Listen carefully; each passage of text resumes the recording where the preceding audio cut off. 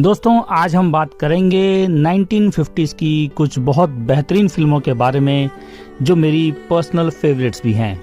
आज हम जानेंगे ऐसी 10 फिल्मों के बारे में जिन्हें आपको किसी कीमत पर भी मिस नहीं करना चाहिए। ऐसी और दिलचस्प मूवीज के बारे में जानने के लिए इस चैनल को सब्सक्राइब करके बेल आइकन को जरूर दबा दीजिए। तो चलिए वीडियो शुरू करते हैं। हेलो दोस्तों, मेरा नाम है अमन और आप देख रहे हैं सिनेमैटिक ज्ञान। Let's get started.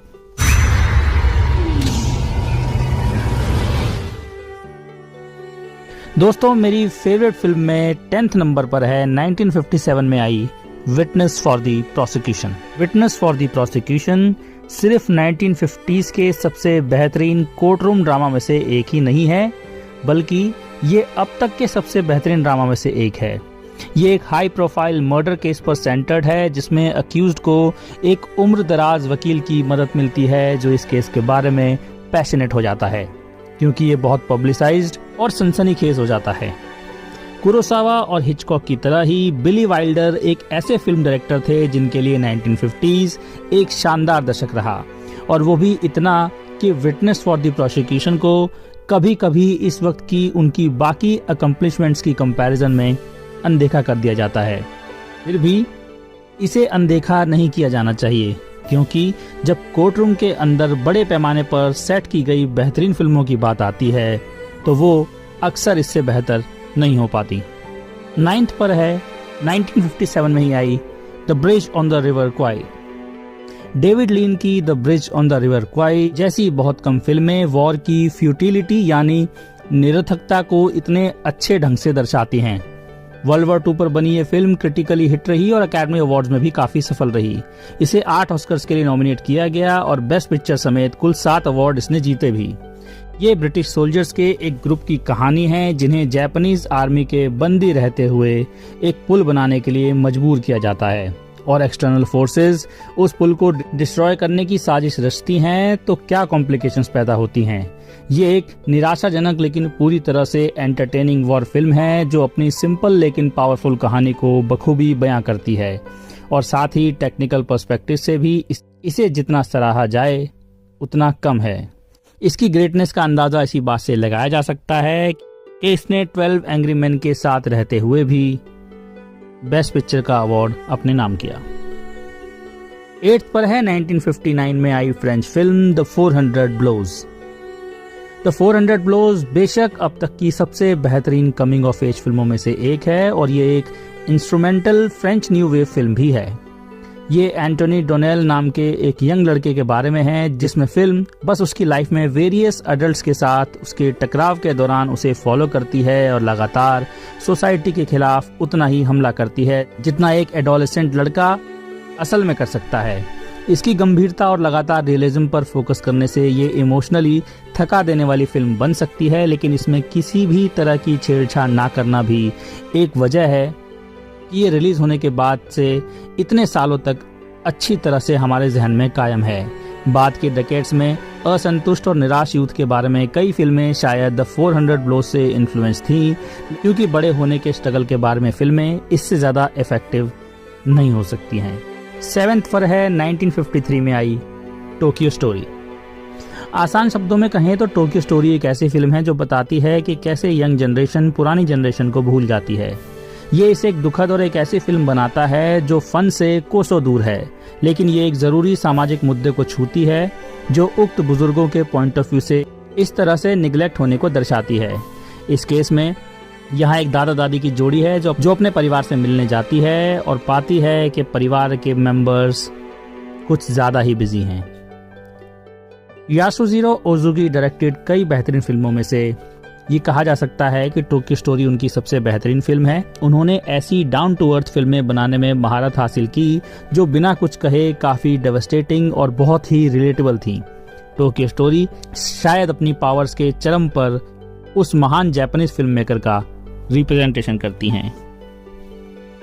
6th पर है 1950 में आई सनसेट बुलेवार्ड। 1950 में एक इसी तरह की एक और बेहतरीन फिल्म थी ऑल अबाउट ईव। उसमें मशहूर होने की कीमत और एक एक्टर होने की कड़वी सच्चाई को दिखाया गया था। सनसेट बुलेवार्ड शायद कुछ मायनों में उससे भी बेहतर हो सकती है। ये बेशक ज्यादा डार्क है क्योंकि इसमें एक स्ट्रगलिंग स्क्रीन राइटर के बारे में एक फिल्म नॉयर अप्रोच अपनाई गई है, जो एक अकेली एक्ट्रेस के साथ एक स्ट्रेंज रिश्ता बनाता है जो साइलेंट एरा के दौरान एक स्टार हुआ करती थी। ये भी दिलचस्प है कि ये टोन में सम लाइक इट हॉट से कितनी अलग है। बिली वाइल्डर ने 1950s के एंड में उस फिल्म का डायरेक्शन किया था और उसी डेकेड की शुरुआत में सनसेट बुलीवार्ड को डायरेक्ट किया। ये वाकई चौंकाने वाला है कि sunset boulevard as a film कितनी इफेक्टिव है, वो भी अपनी शुरुआती रिलीज से 70 सालों से भी ज्यादा वक्त बाद। और ये शायद साफ तौर पर सबसे बड़ी film Noire movie of all time की जगह आज भी कायम है। 5th पर है 1950 में ही आई रशोमोन। अकीरा कुरोसावा ने 1950 के दशक में कई क्लासिक फिल्में रिलीज की, जिसमें 1950 में रशोमोन की बदौलत उनके दशक की शानदार शुरुआत हुई। ये क्राइम, न्याय और ह्यूमन मेमोरी की अनरिलायबिलिटी के बारे में एक फिल्म है जो एक ब्रूटल क्राइम के बाद की घटनाओं पर आधारित है, जहां अलग अलग गवाहों और इसमें शामिल लोग सभी की इस बारे में अलग अलग यादें हैं कि असल में हुआ क्या था।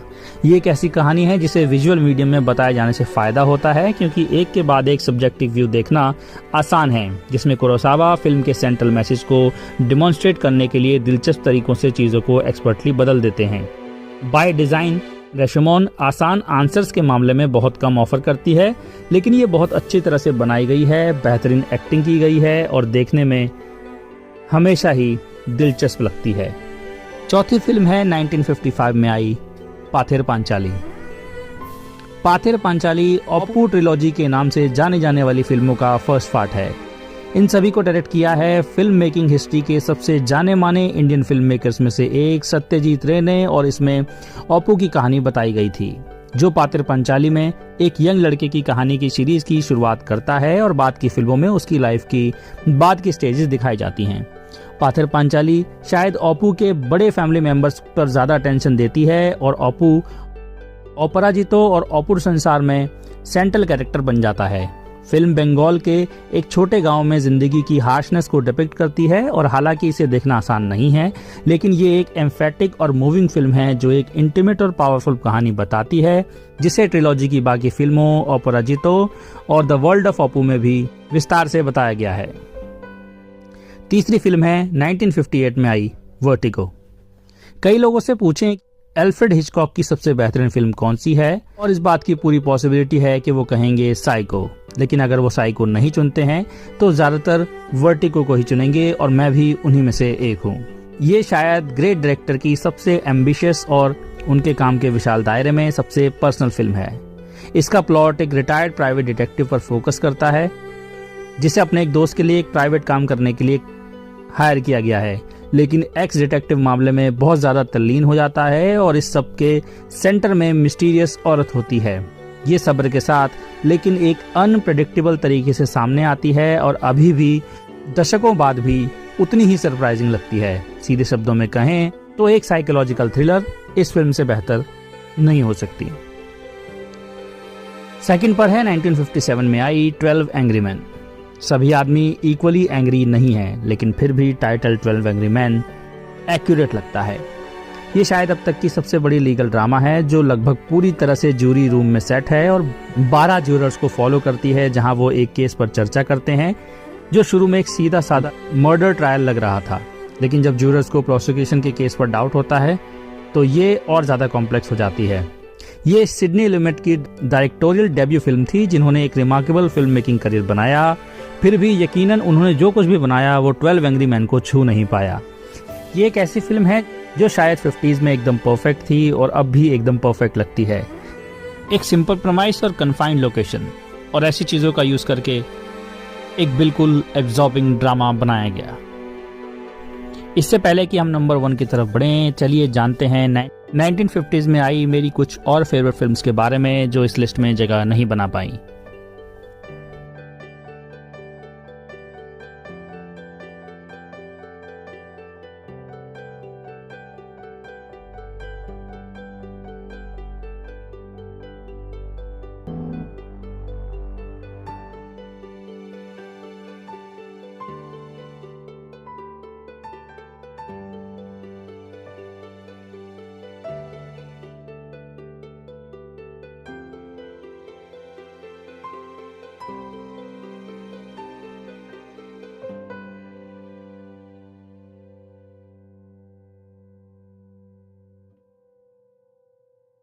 नंबर 1 पर है 1954 में आई सेवन समुराई।